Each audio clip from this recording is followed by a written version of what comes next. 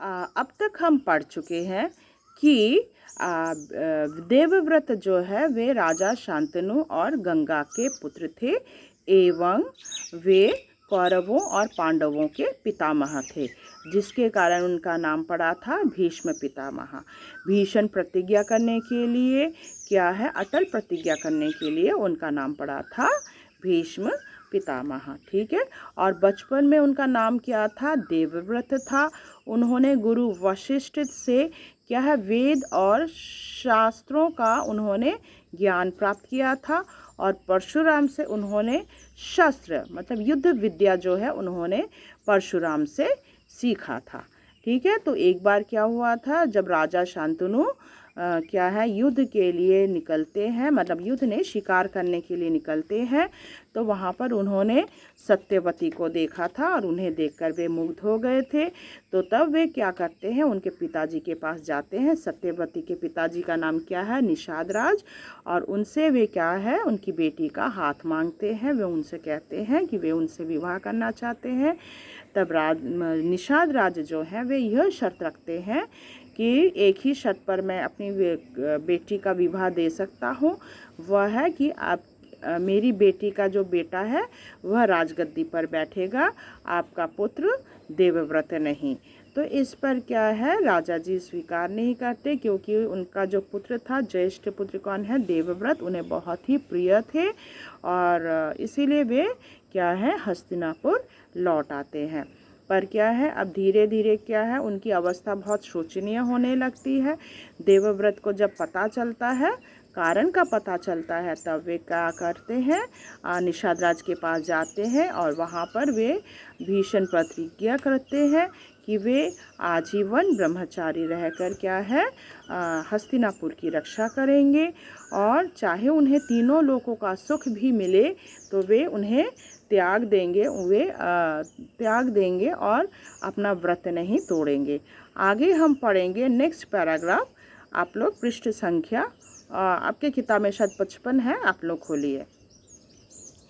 इस भीषण प्रतिज्ञा के कारण ही देवव्रत का नाम भीष्म पड़ा। शांतनु का विवाह सत्यवती के साथ हो गया। अब क्या है, विवाह भी हो जाता है सत्यवती के साथ और तब विवाह के बाद क्या है, सत्यवती के 2 पुत्र होते हैं। सत्यवती के 2 पुत्र हुए, एक का नाम था चित्रांगद और दूसरे का नाम था विचित्रवीर्य। तो चित्रांगद और विचित्रवीर्य जो है उस पर आप लोग अंडरलाइन कर लीजिए, क्योंकि प्रश्न आ सकता है कि सत्यवती के पुत्र के नाम क्या थे, तो वहाँ पर आपको लिखना पड़ेगा चित्रांगद और विचित्रवीर्य। अब शांतनु की भी मृत्यु हो जाती है। शांतनु की मृत्यु के पश्चात चित्रांगद राजगद्दी पर बैठते हैं। चित्रांगद जो है बड़ा बेटा था किसका, सत्यवती का बड़ा ज्येष्ठ पुत्र था चित्रांगद, वह गद्दी पर बैठता है। लेकिन जल्द ही क्या है, उनकी भी मृत्यु हो जाती है। फिर उनका जो दूसरा पुत्र था जिसका नाम है विचित्रवीर्य, वह राजगद्दी पर बैठता है। अब सिंहासन पर जब कौन बैठता है, विचित्रवीर्य। तो अब विचित्रवीर्य के 2 संतान होते हैं, एक का नाम है धृतराष्ट्र और दूसरे का नाम है पांडु। तो उनके 2 पुत्र हुए, धृतराष्ट्र और पांडु। धृतराष्ट्र और पांडु को भी आप लोग अंडरलाइन कर लीजिए।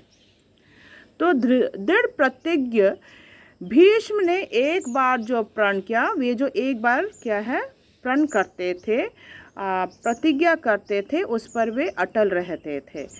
तो उन्होंने जो एक बार जो प्रण किया उसका अंत तक निर्वाह किया, तो वे उसको हमेशा जीवन भर उसका निर्वाह करते थे।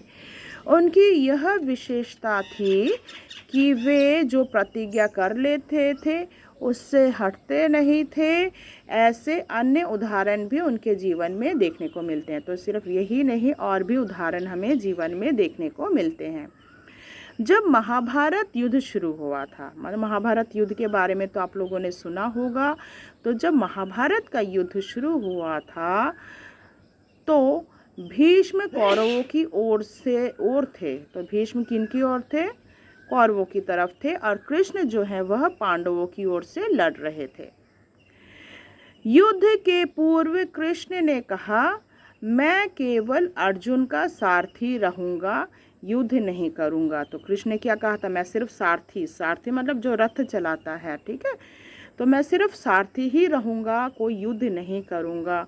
और तब भीष्म ने प्रतिज्ञा की, मैं कृष्ण को शस्त्र उठाने के लिए मजबूर कर दूंगा। तो उन्होंने क्या प्रतिज्ञा ली थी कि कृष्ण को शस्त्र उठाने के लिए मजबूर कर देंगे। अपनी प्रतिज्ञा पूरी करने के लिए भीष्म बाणों की निरंतर वर्षा करते हुए पांडवों की सेना का संहार कर रहे थे। तो पांडव जो है बुरी तरह हार रहे थे। उन्होंने इतना घोर युद्ध किया कि पांडवों की सेना व्याकुल हो उठी, एकदम तितर बितर हो गए, व्याकुल हो उठते हैं।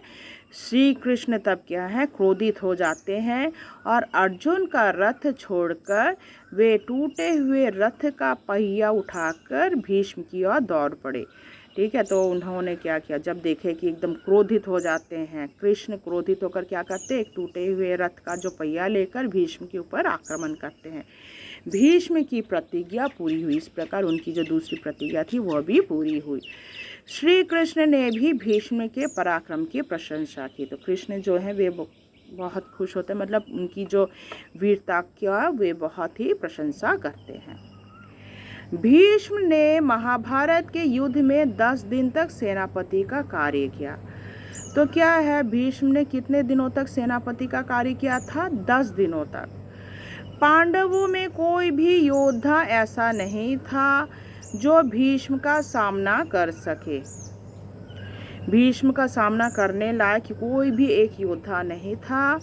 जब पांडव हताश होने लगे, अब देखिए कि पांडवों का जीतने का कोई उपाय नहीं है, तब श्री कृष्ण ने सलाह दी कि वे लोग भीष्म पितामह के पास जाएं और उन्हीं से पूछें कि किस रीति से मारे जा सकते हैं, मतलब किस प्रकार उन्हें मारा जा सकता, वह जाकर पूछे। पांडव भीष्म पितामह के डेरे में गए। भीष्म ने आदर और स्नेह से उन्हें अपने पास बिठाया और आने का कारण पूछा। युधिष्ठिर ने कहा, पितामह हमें वह रीति बताएं, मतलब किस प्रकार आपको हम हरा सकते हैं, आप रीति बताएं जिससे हम आपको युद्ध में पराजित कर सकें, मतलब किस प्रकार हम क्या है युद्ध में आपको हरा सकें। भीष्म ने तब उदारता पूर्वक कहा, युधिष्ठिर तुम्हारी सेना में शिखंडी नाम का द्रुपद नरेश का शूरवीर बेटा है। तो शिखंडी जो है वह आपके सेना में है। वह पूर्व जन्म में स्त्री था। तो पिछले जन्म में क्या था, वह स्त्री था। मैं स्त्री रूप रखने वाले मनुष्य पर शस्त्र नहीं चलाऊंगा। यदि शिखंडी को आगे करके अर्जुन मुझ पर बाण चलाए तो निस्संदेह तुम्हारी विजय होगी। तो यदि अर्जुन क्या करता है, शिखंडी को आगे रखकर मुझ पर बाण चलाए तो तुम लोगों का विजय होगा। अर्जुन ने वैसा ही किया। जब भीष्म रथ से गिरे तो उनके शरीर का रोम रोम बाणों से बिध चुका था, पूरा शरीर जो है बाणों से बिध गया था। उनका शरीर पृथ्वी पर नहीं गिरा बल्कि बाणों पर ही उठा रह गया था। उनका शरीर पृथ्वी पर नहीं बल्कि बाणों पर उठा रहा था। भीष्म ने घायल अवस्था में ही सूर्य के उत्तरायण होने तक, मतलब सूर्यास्त होने तक अपने प्राण न त्यागने की प्रतिज्ञा की थी। तो उन्होंने क्या प्रतिज्ञा की थी कि जब तक सूर्यास्त नहीं होगा वे अपने प्राणों को नहीं त्यागेंगे। शरशैया पर जब वे लेटे थे, भीष्म ने युधिष्ठिर को ज्ञान, वैराग्य, धर्म एवं नीति का उपदेश दिया और सूर्य के उत्तरायण होने पर अपने प्राणों को त्याग दिया। तो उनके बाद क्या है, सूर्यास्त होते ही उन्होंने अपने प्राण को त्याग दिया। संसार के इतिहास में भीष्म के समान दूसरा चरित्र मिलना असंभव है। तो पूरी दुनिया में उनके जैसा चरित्र मिलना असंभव है।